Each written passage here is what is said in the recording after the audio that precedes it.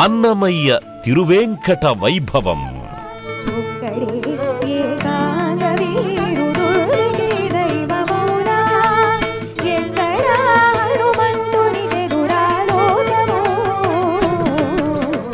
రఘువీరునికి కొండంత అండగా నిలిచిన ధీరుడు, అనితర సాధ్యమైన కార్యాలను అలవోకగా నేర్చిన వీరుడు హనుమ.